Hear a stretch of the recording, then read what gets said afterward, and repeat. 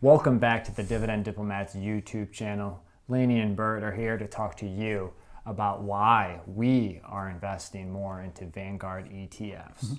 And so smash that subscribe button. Give us a thumbs up. Do it. Do it. Do it. Do it. So you have written, remember, Do it. Do it. do it. Do it. So Do it. Do it. do it. Yeah, seriously, we mean it though. Smash that subscribe button. Give us the thumbs up. We are pumped to get here today and talk to you about Vanguard ETFs. No, exactly. And the question is why? Now, when you look back at the S&P 500 and the overall stock market since that last week or so of March into the beginning of April, the stock market has been on a tear up, and it has been getting harder and harder to find individual undervalued dividend stocks, even for us two dividend diplomats. Yeah, and we are looking every day for those. Right. So, we love to buy individual undervalued stocks. I mean, you've seen my stocks to buy in a post-pandemic world, the 3 stocks to buy now for July 2020, and heck, we even always look at our top 5 foundation stocks for your portfolio. And it is getting harder and harder every day to find that individual undervalued dividend stock. Yeah. Thanks, Lanny. So let's think through this for a second. With the Dividend Diplomat stock screener, we look for undervalued dividend stocks. We don't look for overvalued dividend stocks. So in this current rising environment, as Lanny mentioned, finding those undervalued stocks is just plain difficult. We're not just going to buy a stock just to buy a stock because it's overvalued. We would never encourage you to do that. We don't like buying things that are expensive outside of investing. We don't like buying stocks that are expensive either. So that leaves us with the question of what do we do here? How do we figure this out? And best sayings we love and we live by. It's all about time in the market versus timing the market. So our goal is to move a lot of that cash off the sidelines that's sitting there in our savings account that's earning nothing. Because as we described last week in one of our earlier videos, your cash is earning nothing in your savings account as interest rates go. Sadly, your cash is dying. So again, the Undertaker, the Rest in peace. Well, we mean it. We want to work and find a way to get our cash off the sidelines and getting some money into the market. Right. So again, the goal is to stay invested in the market. And as dividend investors, how do you keep your dividend income growing? Like Bert said, you don't want to just go off and buy any stock when it's trading at an overvalued price to earnings ratio, which is, one of our Dividend Diplomat stock screener metrics. So instead, you really want to, as Bert had said, stay invested. You want to have time in the market and you don't want to time the market. So the question I'm asking, ourselves and the viewers that we're trying to address here is what are dividend investors supposed to do, Bert? Yeah, it's a fair question, and that's where Vanguard exchange traded funds come into play. So first, let's look here for a second. Why are we even looking at Vanguard? Why Vanguard, Bert? Yeah, that's a very simple question, Lanny. Why Vanguard? Because they have some of the lowest expense ratios, period. Good luck finding a company that has ETFs with lower expense ratios than Vanguard. Second, we're also looking here at exchange-traded funds that are offered by Vanguard because unlike mutual funds, you can trade exchange-traded funds during normal trading hours. Mutual funds you purchase once at the end of the day, ETFs that trade just like stocks. So you're talking about Vanguard ETFs. Which Vanguard ETFs are you looking at then, Bert? Another very fair question, Lanny. There are 2 that jump out right off the page at me. You have ticker symbol VYM, that is the Vanguard High Dividend Yield Exchange Traded Fund, and we also have VOO, which has a lower yield, but it's a more broader market that kind of mirrors the S&P 500. Right. So, so the question first to back up is, what are investors supposed to do in this market? The answer is to stay invested. Now, stay invested into what?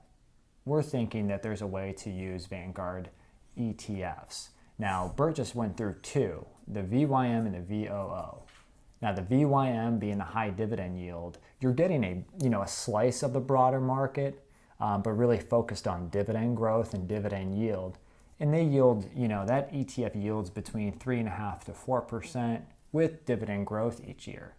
Then there's the VOO, as Bert explained, which is really the S&P 500. So that'll track the S&P 500, it'll pay you a quarterly dividend, and you'll yield more than likely between 1.8% to 2.2%, which is again going to track that S&P 500. Another perfect point here is how much are we typically investing in a month anyway? I think that's a fair question because this is obviously a slight change in our strategy of buying just individual stocks. Right. So yeah, Bert, on a normal month when there are solid undervalued dividend stocks, how much do you invest per month? Yeah, I look to typically invest at least $2,000 per month to just, keep my dividend income moving forward one way or the other. It's all about growing that income stream. So what are you going to do then if you're doing that much per month?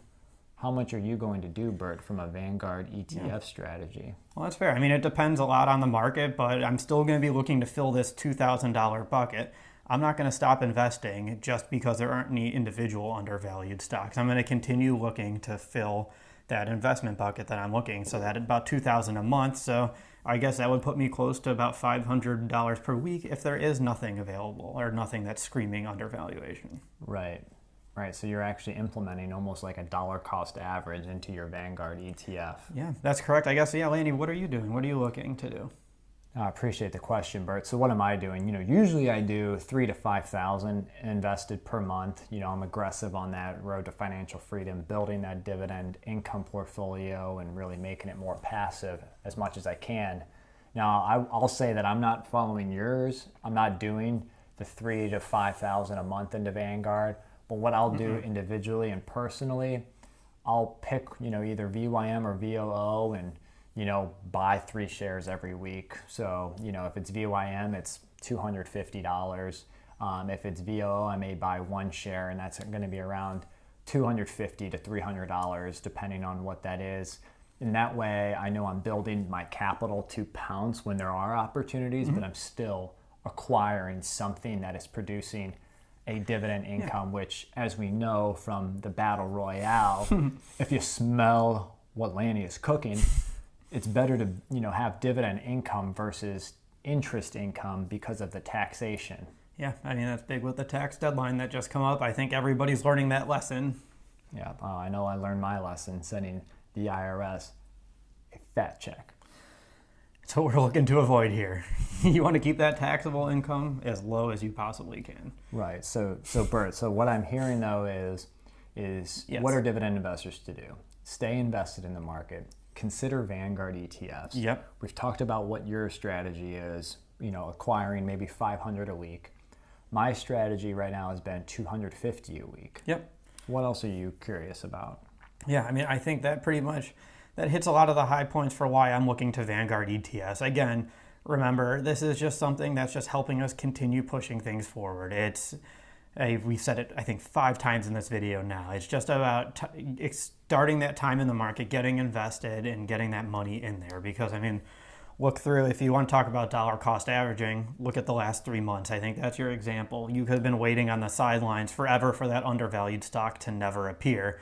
If implementing this strategy along the way, you would have been picking up shares and continue building and earning some of that appreciation and dividend income along the way instead of watching your cash just sit there. Right. And, we obviously talk about Vanguard. Sure, there are many other, brokerages that have their own ETFs that are low expense, that contain a dividend.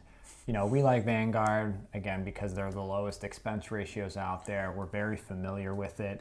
Mr. Bogle, is a legend in the investment world, so we kind of give, props to him. In fact, I think I have something here to bust out. What do you got? Ho.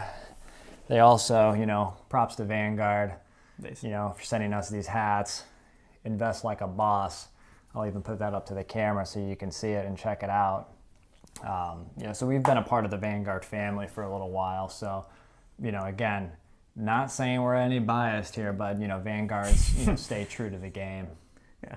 If you want us to talk more about you, just send us hats. That's the moral of the story. Yeah. If you want us to invest in something, just send us a cap. Yeah. Thanks again for coming by, watching the video. Let us know if you're using a similar strategy today in the market. We would love to hear your feedback. What are your top ETFs that you're investing into? Share it in the comment section. It's all about learning here. And again, don't forget to smash that subscribe button. Give us that thumbs up. Again, just do it. Do it. Do it. Everyone, this is Lanny and Bert from the Dividend Diplomats. Over and out.